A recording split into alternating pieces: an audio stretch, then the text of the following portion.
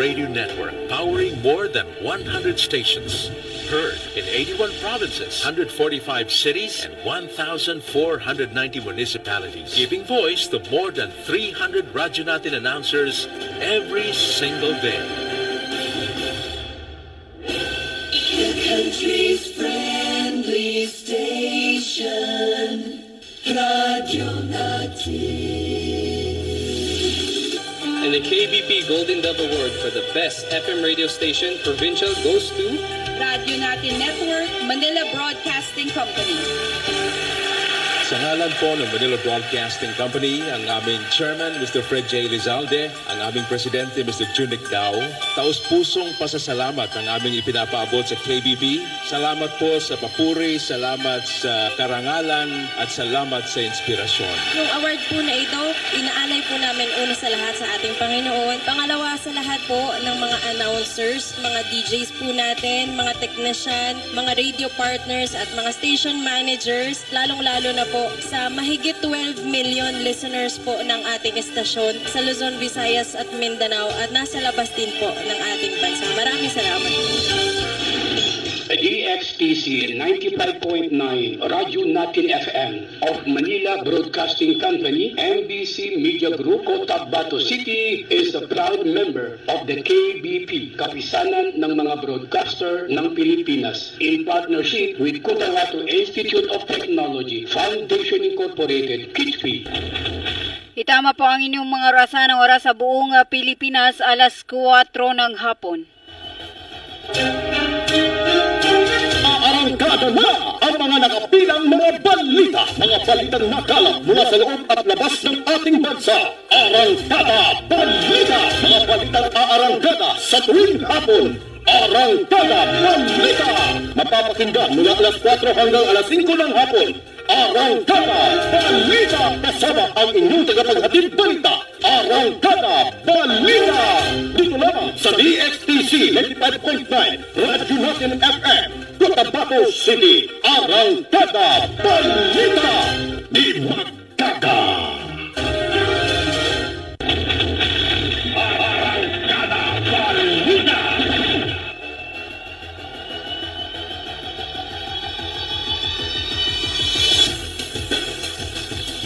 DXTC 95.9 na Radyo Natin FM Cotabato City sa proud member of the KBP, Kapisanan ng mga broadcaster ng Pilipinas of MBC Media Group. Itama po ang inyong mga orasan na oras sa buong Pilipinas sa 2 minuto makalipas ang alas 4 ng hapon.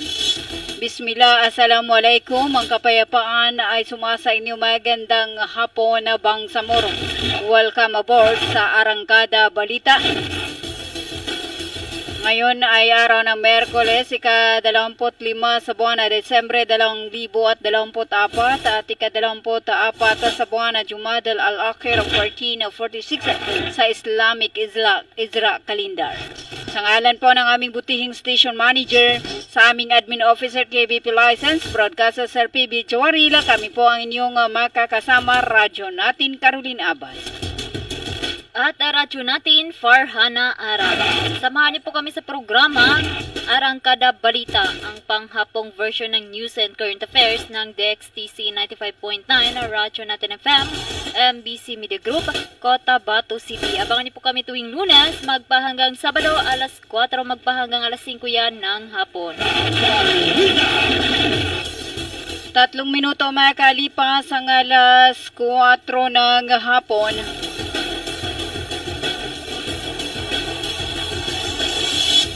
Para sa ating ulat panahon, sa ating pangunang balita. Ngayon ay December 25, 2024. Ang pagtaya ng panahon. Base sa ulat ng Pag-asa, ang rehiyon ng Bangsamoro Autonomous Region in Muslim Mindanao makakaranas na maulap hanggang sa maulap na kalangitan na may pulo-pulong pag-ulan, kidlat at kulog dulot ng easterlies o mainit na hangin galing sa dagat o galing sa dagat Pasipiko, posible naman itong magdulot ng pagbaha at pagguho ng lupa kapag patuloy ang pagbuhos ng ulan o may severe thunderstorm. Ang hangin ay nasa mahina hanggang sa katamtaman na nagmumula sa direksyon ng silangan hanggang timog silangan at ang alon sa mga baybaying dagat ay magiging banayad hanggang sa katamtaman. Ang temperatura ay nasa 31.0 degrees Celsius hanggang 23.0 degrees Celsius.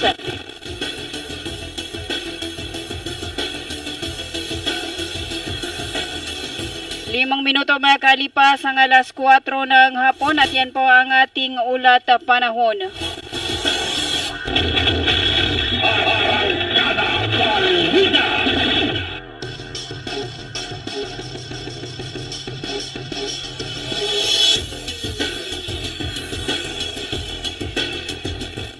Limang minuto makalipas ang alas 4 ng hapon at ang arangkada balita ay hatid sa inyo ng Cotabato Institute of Technology Foundation Incorporated. And also hatid sa atin ng Arise Coca-Cola Ventures Corporation na nasa pamahala ni Mr. Abidin A. Ali. Sila ay matatagpuan sa Ramon Abago Senior Street, Cotabato City. Also hatid sa inyo ng Green Pharmacy para sa mga preskong gamot. Hanapin lamang ang Green Pharmacy. Sila ay matatagpuan sa may harap lamang ng People's Palace in Suat Avenue, Lungsod ng Cotabato. And also hatid sa atin ng Bangsamoro Sharia Lawyers League of the Philippines Incorporated. Ang kanilang opisina ay matatagpuan sa may Makapagal Street, Sinsot Avenue, Cotabato City. And legal services offered: marriage counseling, marriage solemnization, also petition for support for the wife and children, divorce and annulment in Islam. It depends on the ground, revocation of divorce, correction of entries, and many more.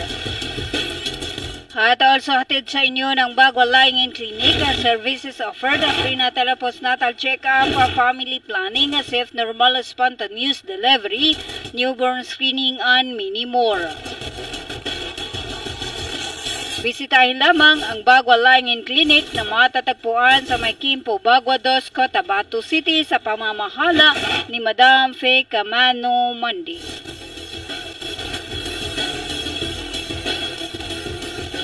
And also hatid sa atin ang Ministry of Labor and Employment of Molibarm sa pamumuno ni Molibarm Minister Muslimen Chessama at ang kanilang Director General Tato Surababutazil Jr. At also hatid sa inyo ng Virginia Crunchy Chicken Nuggets o Virginia Food Incorporated. And also hatid sa atin ng Prince King Printing Services, matatagpuan sa Sinsot Avenue, harap lamang ng Pitrong Cruising Luna, Cotabato City. Services offered: tarpaulin, t-shirt printing, and tailoring. Ang bisitahin lamang ang Prince King Printing Services, owned and managed by Honorable Fides Ike Isla. At also hatid sa inyo ni MP Attorney Omar Yasser Sema, Deputy Speaker of the Bangsamoro Transition Authority or BTE Bar. Itama po ang inyong mga orasan, ang oras sa buong Pilipinas. 8 minuto makalipas ang alas 4 ng hapon para sa iba pa nating mga balita, mga napagtagumpayan na nagawa at ginawa ng Ministry of Interior and Local Government or MILG ng Bangsamoro Autonomous Region in Muslim Mindanao. Iniulat sa unang taon na sa isinagawang MILG Year-End Media Conference na ginanap araw ng Martes, ika-24 sa buwan na Desembre 2024 na ginanap sa Cotabato City. Ayon pa kay MILG Minister Attorney Shah Iliha Dumama Alba, ang MILG ay mandato nitong tiyakin ang pangkalahatang supervision sa mga lokal na pamahalaan, palakasin ang kapasidad ng mga ito sa pamahala at kaligtasan, at bumuo ng mga angkop na programa upang tugunan ang mga kalamidad. Aniya umabot na sa 29 or 29 ang mga local government units or LGU na kinilala sa ilalim ng Cells of Good Local Governance, mas mataas kumpara sa 28 or 28 noong nakaraang taon. 2 barangay mula sa Tawi-Tawi, Barangay Bakong sa Simunol at Barangay Darussalam sa Nanguyan ang ginawaran ng insentibong halagang 50,000 na bawat isa mula sa kabuuang 2,594 barangay. 10 LGU beneficiaries naman ang nakatanggap ng notice to implement para sa kanilang incentive fund, habang 8 kandidato ang na-shortlist para sa Salamat Excellent Award for Leadership or SEAL. Sa ilalim ng Lupang Tagapamayapa Incentive Award or LTIA, 9 na barangay ang kinilala sa kanilang natatanging pagganap, habang 51 barangay finalist ang napili sa rehiyon. Kinilala rin ang mga inisyatibong proyekto tulad na lamang ng Trust to Treasure ng Dato Blasangki, One Name, One Identity ng Pagayawan at ang Obi Kosever ng Maguindanao Health Center. 10 minutes makalipas ang alas 4 ng hapon para sa iba pa nating mga balita. Kaugnay ng balita, isinagawa din ang pagsasanay sa mga bagong halala na opisyal ng 11 munisipalidad ng Tawi-Tawi, Basilan, Lanao del Sur at Maguindanao, kung saan layunin mapabuti ang kanilang pamumuno at serbisyo sa komunidad. Patuloy naman ang pagsasanay para sa Bangsamoro Task Force on Ending Local Armed Conflict o BCFL at mga conflict resolution at training para sa mga LGU. Kasabay nito ay pinatupad ng mga disaster response plan kabilang ang mga aksyon laban sa epekto ng El Nino at El Niña. Sa ilalim ng Special Geographic Area Development Authority o SGADA, ipinagkaloob sa 8 munisipyo ang fiscal autonomy upang matiyak ang mas mabilis at epektibong pagproseso ng mga programa at pondo para sa mga nasasakupan nito. Sa huli, pinasalamatan din ni MILG Minister Alba ang kanilang masisipag at natauhan at mga katuwang na ahensya na patuloy na nagtatrabaho para sa kapakanan ng Bangsamoro at ang lahat ng mga mamamayan na dumalo sa nasabing aktibidad. Anya, isa sa mga mamamahayag sa malaking tulong para iparating ang mga nagawa ng BARM government. Itama po ang inyong mga oras sa buong Pilipinas sa 12 minuto makalipas ang alas 4 ng hapon. Para sa iba pa nating mga balita, 7 membro ng isang pamilya ng isang L300 van ang nasawi ng nawalan ito ng preno. Gumulong at nagawi sa gilid ng highway sa Masangay sa Tupi, South Cotabato nitong hapon ng Lunes. Sa inisyal na ulat ng Tupi Municipal Police nitong gabi ng Lunes, ang mga biktima ay mga residente ng Cagayan de Oro City at patungo sana ng Pulong-Muluka, South Cotabato upang doon magpasko. Agad na nasawi sa mga sugat at pasa sa katawan ang 7 mga miyembro ng pamilyang Maglinte na sina Annabel, Joel, kay Johan, kay Doc Elkie at 2 mga grade school pupils na anak ng isa sa kanila. Umangga sa isang malaking puno ng nara ang sasakyan bago ito lumagpak ng patagilid sa tabi ng highway. Ayon pa sa mga barangay opisyal at mga emergency responders ng Tupi local government units. Ayon sa nakaligtas sa aksidenteng driver ng van, bigla di umanong nagluko ang preno ng kanyang minamanihong sasakyan kaya ito na aksidente. 13 minutes makalipas ang alas 4 ng hapon para sa iba pa nating mga balita.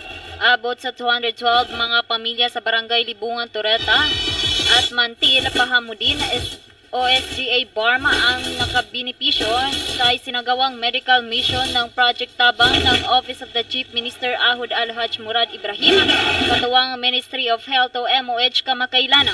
Ang nasabing programa sa ilalim ng Access to Health Opportunities at Development o AHUD, programa ng tanggapan ni Chief Minister Ahud Balawag Ibrahim.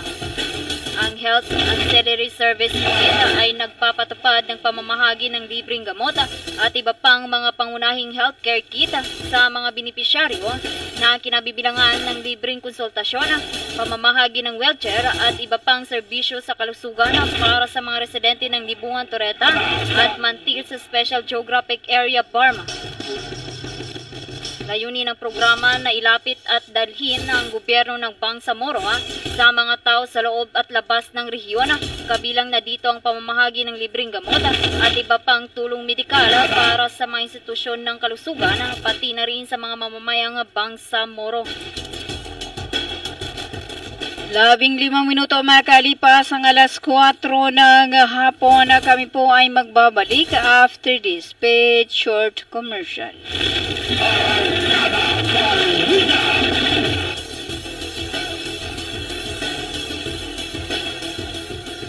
The country's friendly station, Radio Natin.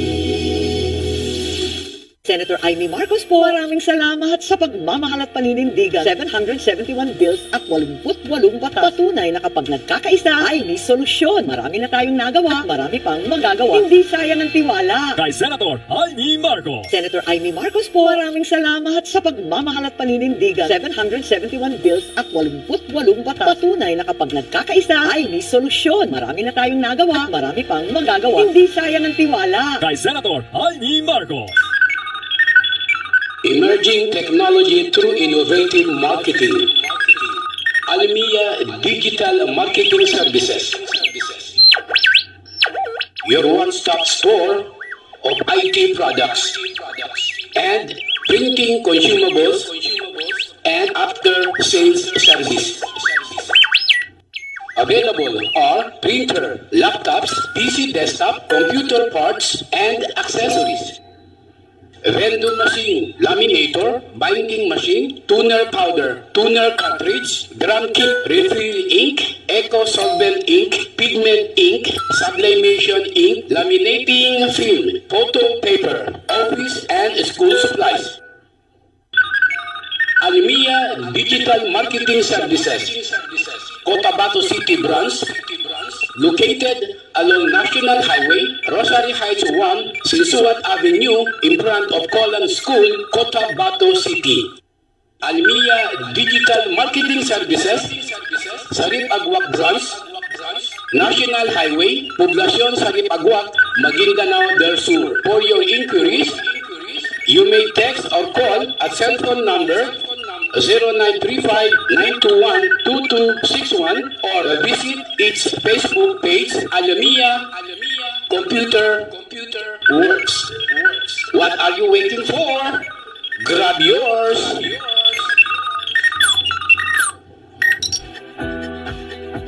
Inihahandog ng Ministry of Labor and Employment, BARMM, sa pamamagitan ng Bureau of Employment, Promotion and Welfare.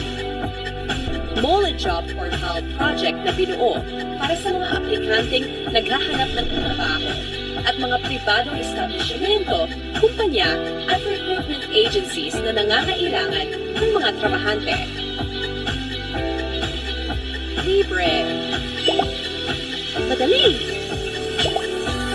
Ligtas gamitin para sa mga job seekers at employers. Narito ang iilan sa features at function ng online platform system na ito.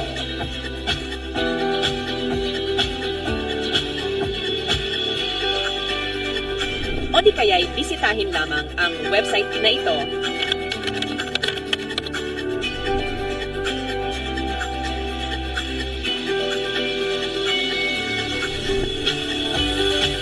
O maaari din i-scan ang QR code sa larawan. Para sa karagdagang impormasyon, bisitahin ang official website ng moleportal.h. Sa Cebuana Luiler Pera Padala West, malayo ang mararating ng piso mo. Piso lang kada 100 pesos ang pera padala sa 3,500 branches nationwide. Ano pang hinihintay mo? Tara sa Cebuana, supervised by Bangko Sentral ng Pilipinas. Sa Cebuana Luiler, kwarta padala West. Layugid ang maabot sa imong piso. Kada piso, isa kagatos ang kwarta padala sa 3,500 nationwide. Ano pa ang ginahulat nimo? Tara na sa Cebuana Luiler. Ini ay supervised sa Bangko Sentral sa Pilipinas. When we crave to have fun, yet our tummies want some. Everyone is thinking of a crunch. With grilled chicken inside and if deliciously fried. Virginia crunchy chicken nuggets. Here it is, it's extraordinarily crunchy. Virginia crunchy chicken nuggets. It's real chicken goodness, tasty, oh yes. Crunchy goodness in every bite. Virginia crunchy chicken nuggets. Your Virginia Crunchy Chicken Nuggets is available nationwide. Head to your nearest Virginia factory outlets and all leading supermarkets. Virginia Crunchy Chicken Nuggets is under Virginia Food Incorporated Crunchy line. Ganito yun sabihin ko sa inyo.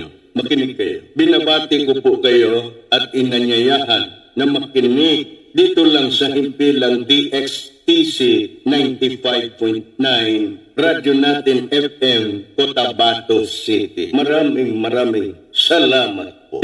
Sabihin ko si Di Magaga. 20 minuto makalipas ang alas 4 ng hapon. Para sa iba pa nating mga balita, 3 intelligence agents ng Philippine Army ang nasawi sa ambos sa barangay Baimbing sa Lamitan City.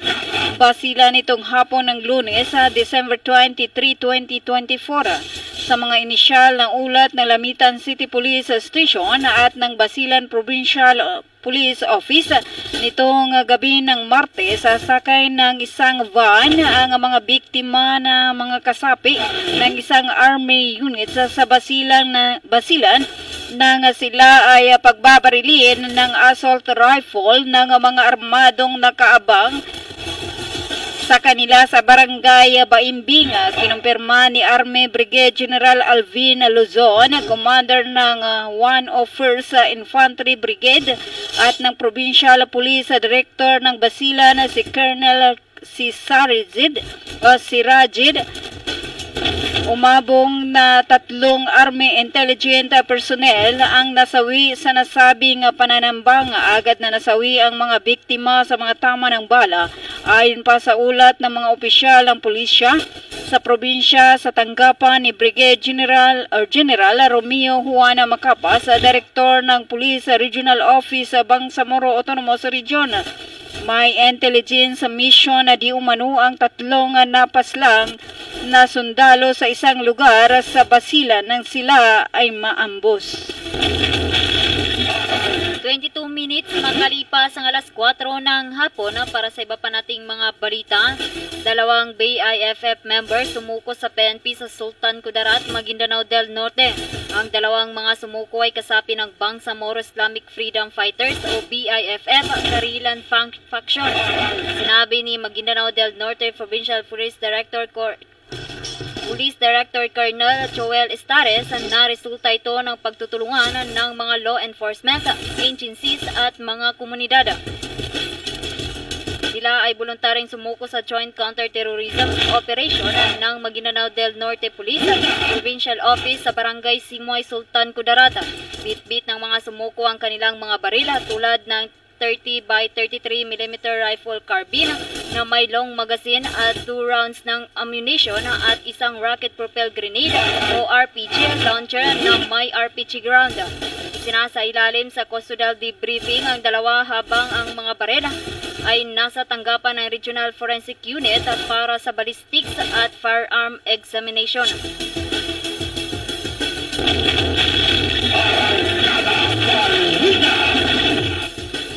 23 minuto makalipas ang alas 4 ng hapon. Karagdagang 29 o 29 pa ng mga baril ang ipinakustodya nitong Lunes December 23 ng mga residente ng Palimbang, Sultan Kudarat sa militar bilang tugon sa disarmament program ng 6th Infantry Division kaugnay na Mindanao Peace Process ng Malacanang.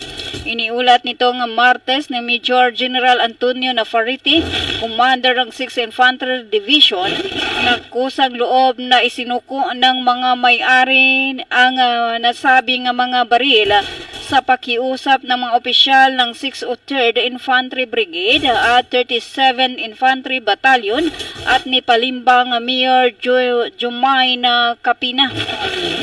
Sila ang katuwang ng 6th ID sa pagpapatupad ng Palimbang ng Small Arms and Light Weapons Program or SALWA program ng 6th Division or 6th Infantry Division at ni Secretary Carlito Galvez Jr. ng Office of the Presidential Advisor on Peace, Reconciliation and Unity.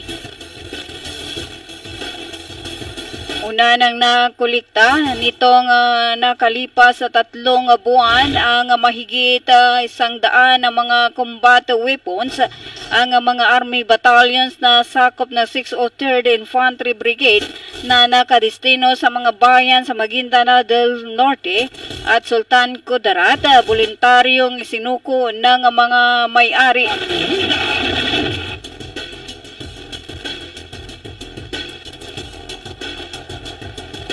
Bilang suporta sa programang Small Arms and Light Weapons Program. 24 minutes makalipas ang alas 4 ng hapon para sa iba pa nating mga balita. Gumastos ang Department of Education o DepEd ng 1.64 billion sa isang digital infrastructure project na hindi naman umano nagamit ayon sa 2023 report ng Commission on Audit o COA. Ang nasabing project ng DepEd ay Enterprise Resources Planning System na isinagawa upang i-automate ang payroll, inventory at financial records ng ahensya, ngunit hindi ito nagamit dahil hindi naman umano na-deliver ang mga key components. Inuna rin ng COA ang DepEd sa pagbabayad ng higit na 78% ng 1.356 billion ng halaga ng proyekto sa isang kontraktor na may questionable financial capacity at history of delays.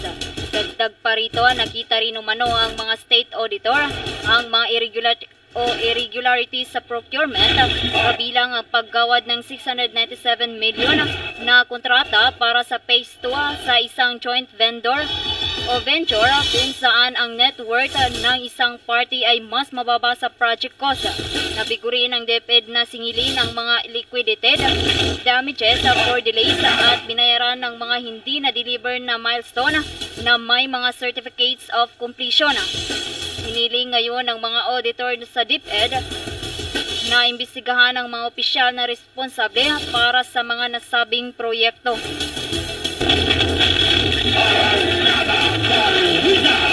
Dalawamput-apat na minuto makalipas ang alas 4 ng hapon para sa iba pa nating mga balita. Sinabi na Philippine National Police or PNP na walang malubhang masamang insidente ang naitala sa buong bansa. Noong bisberasa ng Pasko na nagdideklara ng pagdiriwang na pangkalahatan ay mapayapa. Kinumpirma ito ni PNP spokesperson na Police Brigadier General Jean Fajardo nitong Miyerkules at binanggit na walang malalaking hindi inaasahang pangyayari ang nangyari. Ang araw ng Pasko ay malawak na ipinagdiriwang sa Pilipinas bilang isang oras para sa mga pagtitipon ng pamilya na may maraming pagbisita sa mga lugar o turista o mga destinasyon ng bakasyon. Mapayapang natapos din noong Martes ang tradisyonal na siyam na araw na simbang gabi.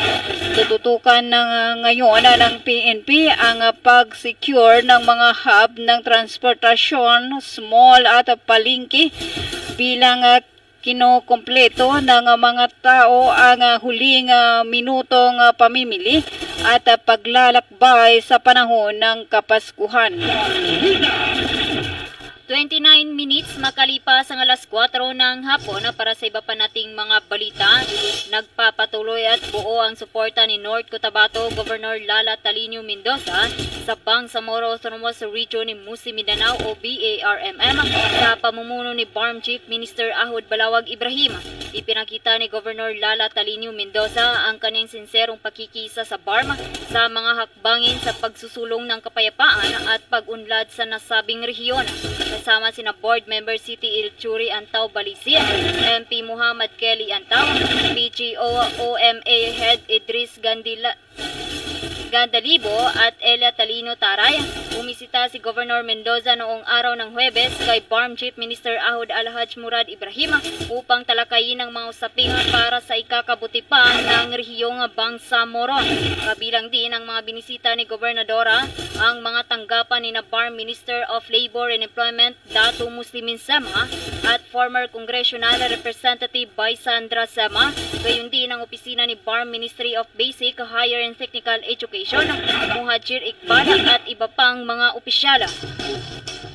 Patuloy din ang mga ginagawang mga hakbang ng gobernadora upang mas lalong mapalakas pa at mapapabuti pa ang ugnayan ng lalawigan ng North Cotabato at BARM. Kabilang dito, napatuloy nitong pagbibigay ng suporta sa 63 barangays sa SGA BARM na dating sakop ng probinsya ng North Cotabato. 30 minuto makalipas ang alas 4 ng hapon. Kami po ay magbabalik after this paid short commercial. The country's friendly station, Radio Natin. Inihahandog ng Ministry of Labor and Employment, BARMM, sa pamamagitan ng Bureau of Employment, Promotion and Welfare. Mole Job Portal Project na binuo para sa mga aplikanteng naghahanap ng trabaho at mga pribadong establishmento, kumpanya at recruitment agencies na nangangailangan ng mga trabahante. Libre. Madali. Ligtas gamitin para sa mga job seekers at employers. Narito ang iilan sa features at function ng online platform system na ito.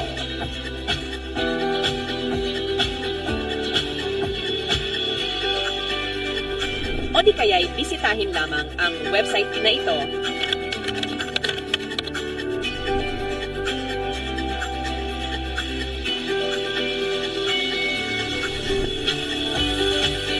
Maaari din i-scan ang QR code sa larawan. Para sa karagdagang impormasyon, bisitahin ang official website ng moleportal.h.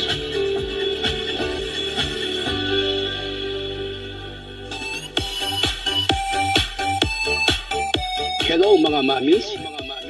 Gusto nyo bang manganak sa dekalidad at libreng paanakan? Halina at puntahan ang Bagwa Lying-in Clinic. Libreng manganak at kasama na ang family planning. Kaya mga mamis, simulan na ang libreng pagpapacheck-up. Dito lang yan sa Bagwa Lying-in Clinic. Open 24 hours at PhilHealth accredited. Narito ang kanilang mga services offered. Family planning, IUD insertion or removal, check-up, pill supply, condom supply, DMPA injection, referrals for bilateral ligation, BTL, natural family planning, NFP method, counseling, maternal and child health, physical exam, breast exam, pelvic exam, prenatal care, postnatal care, pap smear, well body care, immunization, breastfeeding, cord dressing, whey taking, safe, normal, spontaneous delivery, newborn screening. For other services, you may please contact our midwife at landline number 557-4422 or a cellphone number 0917-531-6697. Para sa mga karagdagang katanungan, pwede kayong bumisita anumang oras sa Bagwa Lying-in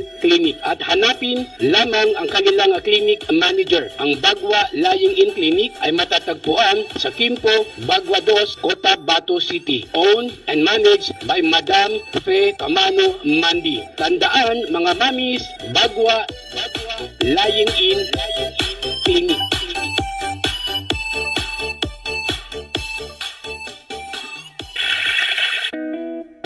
Water refilling station ba ang hanap mo? Ang Cotabato Aqua Life Water Refilling Station ay higit na mabuti dahil meron itong malinis at nakakabuti sa ating katawan. Matatagpuan sa Santa Ana Street, Ruales South, RH13, Cotabato City. Para sa karagdagang katanungan, tumawag sa kanilang contact number 0916-3574-888 o 421-2011. Cotabato Aqua Life Water Refilling Station. A quality life, a quality water.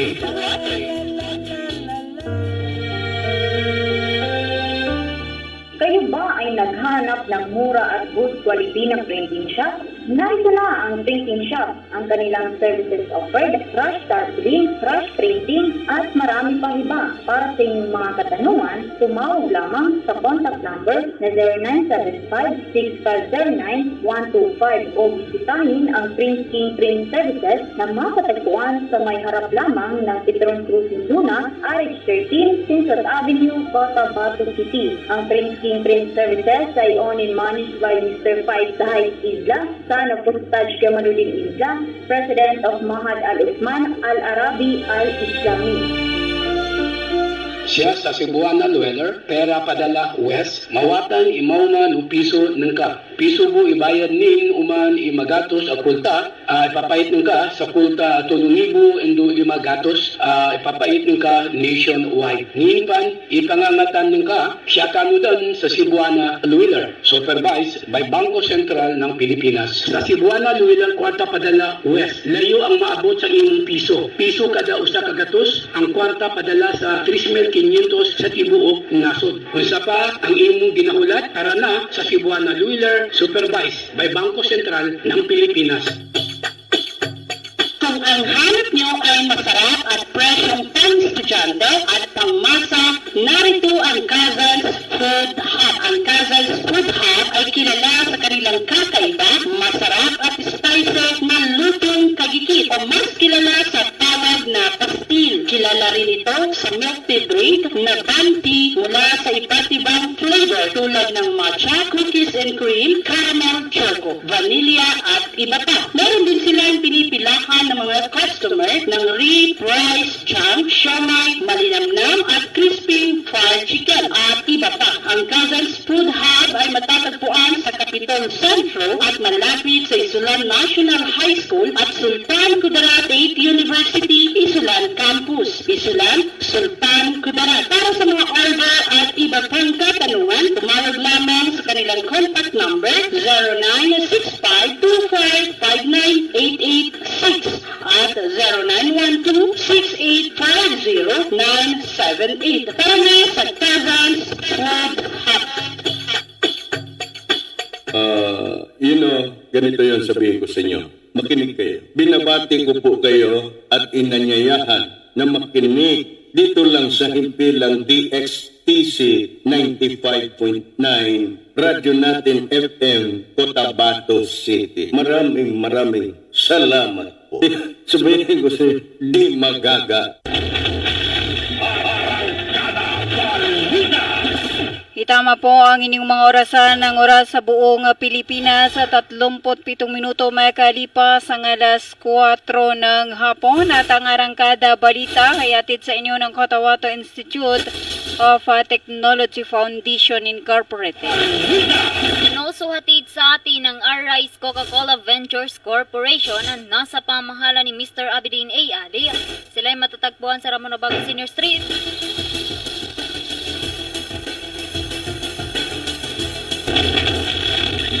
Cotabato City.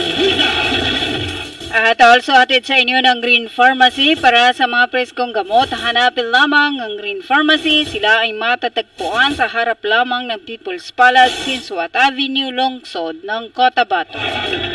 And also hatid sa atin ng Bangsamoro Sharia Lawyers League of the Philippines Incorporated.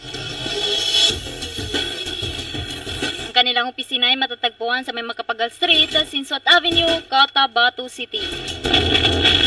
At also hatid sa inyo ng Bagua Line Clinic, services offered, prenatal, postnatal check-up, family planning, safe, normal, spontaneous delivery, newborn screening, and many more. Bisitahin lamang ang Bagua Line Clinic na matatagpuan sa May Kimpo, Bagua 2, Cotabato City sa pamahala ni Madam Faye Camano Mandi. Also hatid sa atin ng Ministry of Labor and Employment o Molibarm. Sa pamumuno ni Molibarm Minister Musimen Chesama at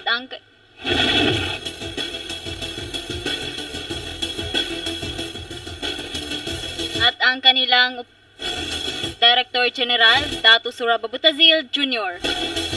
At also hatid sa inyo na Virginia Crunchy Chicken Nuggets o Virginia Food Incorporated. And also hatid sa atin ang Prince King Printing Services, matatagpuan sa Sinsot Avenue, harap lamang ng Pitrong Cruising Luna, Cotabato City. Services offered, tarpaulin, t-shirt printing, and tailoring. Bisitahin lamang ang Prince King Printing Services, owned and managed by Honorable Fides Ike Isla. Also hatid sa inyo ni MP Attorney Omar Yasser Sema, Deputy Speaker of the Bangsamoro Transition Authority or BTE Bar. 40 minuto makalipas ang alas 4 ng hapon na kayo pa rin ay patuloy na nakikinig sa Arangkada Balita. Kami po ang inyong kasama, radyo natin Caroline Abad. At radyo natin Farhana Ara. Samantala, pakinggan muna natin ang naging ulat, no?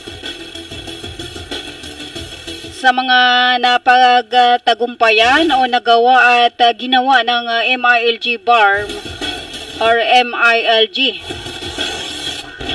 Pakinggan muna natin ang ulat ni MILG Minister Attorney Shia Iliha Dumama Alba sa isinagawang MILG Year-End Media Conference na ginanap kahapon araw ng Martes sa ika-24 sa buwan na Disembre 2024 na ginanap po dito sa lungsod ng Cotabato.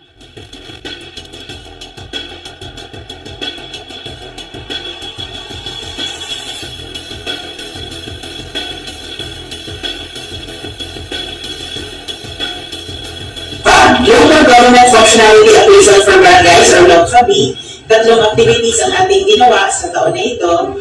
Dalawang activities naman patungkol sa mga Bangsamoro newly elected officials.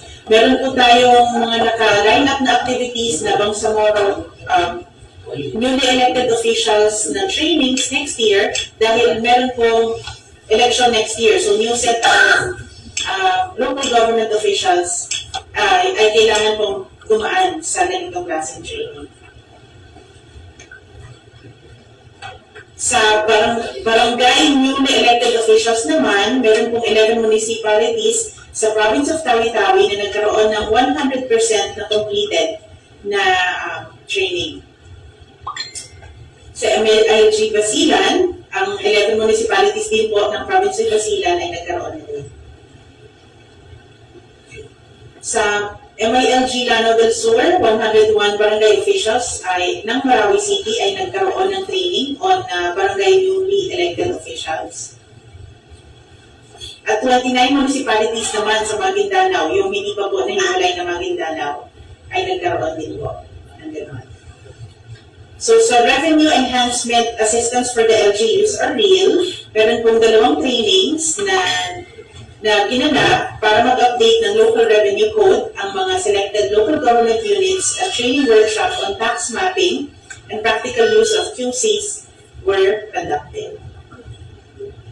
Meron din po tayong capacity building para sa mga local health boards functionality. Kasama na po ang benchmarking na ginawa kasama ang mga local government officials natin. For support to non-NPA barangays, yung pong mga barangay natin na wala pong IRA na tinatawag or NPA, dalawang batches na po yung ginanap natin na binigay natin yung mga cheque nila at pinaintindi kung paano nila dapat na gamitin ang mga ito. For GAD, Gender and Development Program, meron din pong mga activities na tinuruan natin ng mga local government units kung paano nila gagamitin ang kanilang GAD funds at kung paano magplano at mag-budget para dito. Meron pong EPP log, no? Yung Engaging People's Participation in Local Governance, kung saan yung mga civil society organizations ay binibigyan ng puwang upang makasama sa ating pagpapagobyerno. And then yung Localizing E-Governance for Accelerated Provision of Services or LEAPS, yan po yung pagtulong natin sa mga local government units na mag-digitize at gawin pong mas madali para sa mga kliyente ang pagpunta o pagkuha ng serbisyo mula sa mga munisipyo. Sa ating child-friendly local governance naman, medyo mahirap po talaga. Isa sa pinakamahirap po ito sa ministry. Yung child-friendly local governance audits, no? Hindi ganun kadami ang mga local government units natin na nakakapasa dito. Consultation workshop and formulation of preventing and countering violent extremism, kasama po ito sa mga peace and order agenda natin na ma-minimize ang ating ang violence dito sa ministry. We also have capacity building on the operationalization of the Bangsamoro Task Force on Ending Local Armed Conflict, yung BTFLA, and conflict resolution trainings para sa mga local government units. Sa ating Project Tugon, halos natapos po natin lahat ng mga programa ng Project Tugon except for the provision of livelihood assistance. No? Ang dati pong humahawak ng livelihood assistance ng Project Tugon ay ang MPIT. Napasa po ito sa MILG at ito ang first time, no? Unang taon na ang MILG yung gumagawa sa livelihood assistance ng ating mga nagbabalik loob na mga kapatid. And then we also have the B Corp, no? Bangsamoro Community Resilience Program. And then the local Anti-Drug Abuse Council functionality audit.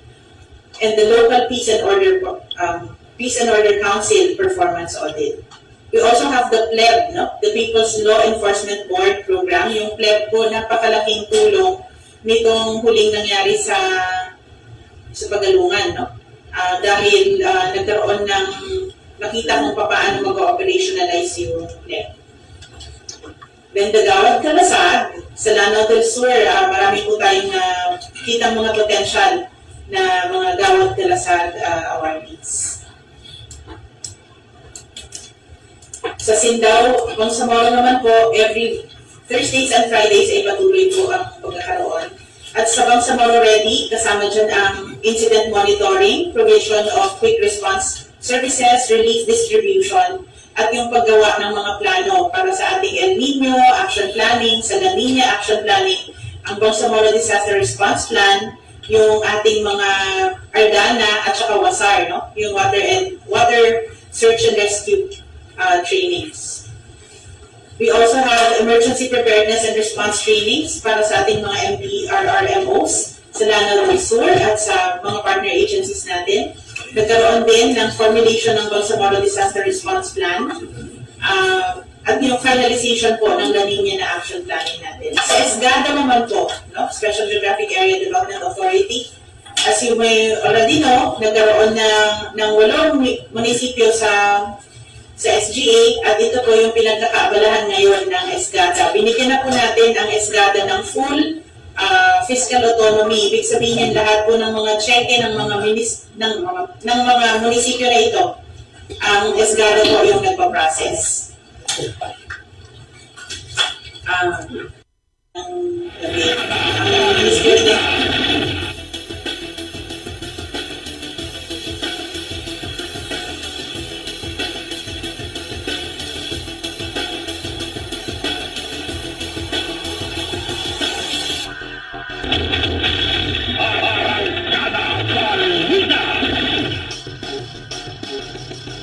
Apat na po 8 minuto makalipas ang alas 4 ng hapon at yan po ang naging ulat, no, ni MILG Minister Attorney Shah Iliha Dumama Alba sa isinagawang MILG Year-End Media Conference na ginanap kahapon araw ng Martes sa ika-24 sa buwan na Disyembre 2024.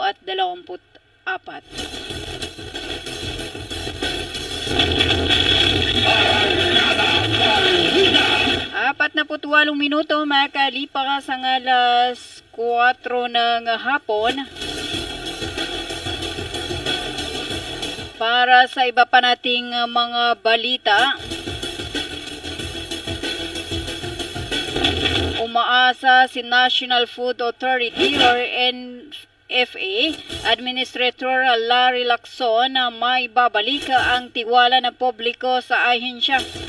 Nangako si Lacson na higit na mapagsilbihan ang mas maraming Pilipino habang ipinagdiriwang ang Kapaskuhan. Sa kanyang Christmas message, umaasa si Lacson na may balik ang kapangyarihan na inalis sa NFA upang higit na matulungan ang mga Pilipino sa pamamagitan ng pagbibigay ng mas abot kayang bigas.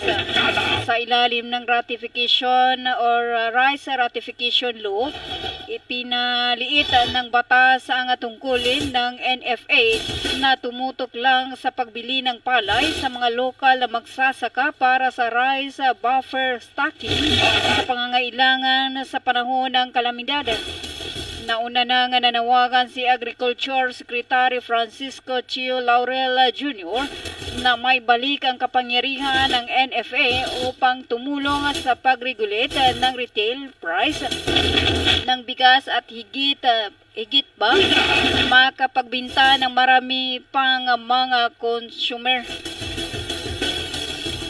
50 minutes makalipas ang alas 4 ng hapon para sa iba pa nating mga balita. Kinumpirma ngayon ng tanggapan ng Department of Social Welfare and Development o DSWD na aabot sa mahigit na 4 na milyong peso ang halaga ng humanitarian assistance na napagkaloob ng ahensya sa mga naapektuhan ng Shareline. Ayon sa DSWD, bukod sa 4 na milyong pesong halaga, aabot naman sa 206,684 na individual ang bilang ng mga naapektuhan ng Shareline. Paliwanag pa ng DSWD, katumbas ang naturan ng bilang ng 55,254 na mga pamilya mula sa Region 6 at 7 kung saan ang kasalukuyan ay mayroong nasa 907 na pamilya o katumbas ng 2,706 na individual ang namahagi o namalagi sa 14 evacuation centers na binuksan para sa pansamantalang tuluyan ng mga naapektuhan ng Shareline. Habang nasa 1,098 na pamilya o 3,372 na individual naman ang kasalukuyan na malagi sa kanilang mga kaanak kung saan ay mayroon ng 12 bahay ang nawasak at habang 16 naman ang bahagyang napinsala dulot ng naturang Shareline.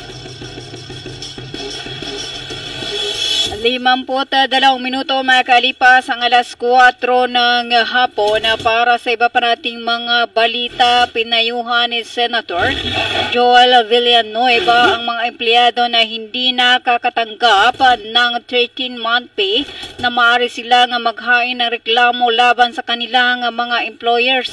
Ayon kay Villanueva, kaisa sila sa Senado sa panawagan ni Labor Secretary Benny Laguesma na tiyaking natanggap na ang mga manggagawa ang kanilang 13-month pay. Salig sa Presidential Decree number 851 na minamandato na isang legal obligasyon ang pagkakaloob ng mga employers ng nasabing benepisyo. Hinihikayat ni Villanueva ang mga empleyado at mga manggagawa sa hanggang ngayon ay hindi pa rin nakakatanggap ng kanilang 13-month pay na magsampa ng reklamo sa National Labor Relations Commission or NLRC laban sa kanilang mga employers. Batay sa Section 9 ng Implementing Rules and Regulation or IRR ng batas, ang 13-month pay ay ikinukonsiderang money claim at dapat na iproseso sa ilalim ng Labor Code at patakaran ng NLRC. 53 minutes makalipas ang alas 4 ng hapon para sa iba pa nating mga balita. Matagumpay na nasagawa na i-turnover ang nasa 10 coaster bus mula sa provincial government ng Maguindanao del Norte para sa munisipyo ng sakop na nasabing lalawigan na ginanap sa Municipal Gymnasium ng Sultan Masura, Maguindanao. Kamakailan ang nasabing turnover ay mismong pinangunahan ni Maguindanao del Norte Governor Abdurrahman Makakwa na sinaksihan ni na Dr. Tumanda Antoca bilang representante ng Ministry of Interior and Local Government o MILG Barma at Maguindanao del Norte PPO Acting Police Provincial Director Police Colonel Joel Estares. Ang 10 mga bayan sa Maguindanao del Norte na nakatanggap ng nasabing coaster bus mula sa Maguindanao del Norte Governor Abdurrahman Makakwa ay kinabibilangan ng bayan ng Datublas, Sinsuata, Parang, Upi, Mother Kabuntalan, Northern Kabuntalan, Sultan Kudarat, Sultan Mastura, Barira at Buldona. Dumalo sa nasabing turnover sina Datublas, Sinsuat, Mayor Dato Masyal, Sinsuat, Golden Mayor Pahmia Manalaw Masurong, Sultan Masura Mayor Julfikar Ali Panda, OPE Mayor Maria Rona Cristina Piang Flores, Barira Mayor Abdurrahman Tumawisa. Ang nasabing proyekto ng lalawigan na naglalayong mas mapagtibay ang pagkakaisa at ugnayan ng mga bayan sa pagitan ng pamahalaang panlalawigan ng Maguindanao del Norte. 55 minuto makalipas ang alas 4 ng hapon at yan na po ang kabuuan ng ating Arangkada Balita at ang Arangkada Balita ay hatid sa inyo ng Cotabato Institute of Technology Foundation Incorporated. And also hatid sa atin ng Arise Coca-Cola Ventures Corporation na nasa pamahala ni Mr. Abidin A. Ali. Sila ay matatagpuan sa Ramonabago Senior Street, Cotabato City. Also hatid sa inyo ng Green Pharmacy para sa mga preskong gamot. Hanapin lamang ang Green Pharmacy. Sila ay matatagpuan sa harap lamang ng People's Palace, Sinsuat Avenue, Lungsod ng Cotabato. And also hatid sa atin ng Bangsamoro Sharia Lawyers League of the Philippines Incorporated. Ang kanilang opisina ay matatagpuan sa May Makapagal Street, Sinsuat Avenue, Cotabato City. At ng Bagwa Lying-in Clinic, services offered, prenatal postnatal check-up, family planning, safe, normal, and spontaneous delivery, newborn screening, and many more. Bisitahin lamang ang Bagwa Lying-in Clinic na matatagpuan sa May Kimpo, Bagwa 2, Cotabato City, sa pamahala ni Madam Faye Camano Mandi. And also hatid sa atin ng Ministry of Labor and Employment o Molibar sa pamumuno ni Molibar Minister Musimin Chesama at ang kanilang Director General Dato Suraba Butazil Jr. At ng Virginia Crunchy Chicken Nuggets o Virginia Food Incorporated. 56 na minuto makalipas ang alas 4 ng hapon at ngayon po ay araw ng Miyerkules, ika-25 sa buwan na Desembre 2024, ika-24 sa buwan na Jumadal al-Akhir 1446 sa Islamic Isra Calendar. Sa ngalan po ng aming butihing station manager, sa aming admin officer kay BP License, broadcaster Sir PB Jowaril, kami po ang inyong nakasama, radyo natin Caroline Abbas. At radyo natin Farhana Ara. Maraming salamat po sa pagsama niyo sa amin sa loob ng buong isang oras at dito sa News and Current Affairs na ang Arangkada Balita. Bukas po samahan niyo kami sa Hataw ng Bayan. Yan ay alas 6 magpahanggang alas 7 ng umaga. Lunes magpahanggang Sabado. Hanggang sa muli sa ganito ring oras sa timpila na DXTC 95.9, radyo natin FM Cotabato City, the home of the Bangsamoro broadcaster. Magandang hapon na Central Mindanao. Tuloy-tuloy sa pagbabalita, tuloy-tuloy sa serbisyo, sama-sama tayo Pilipino at sama-sama tayo Bangsamoro.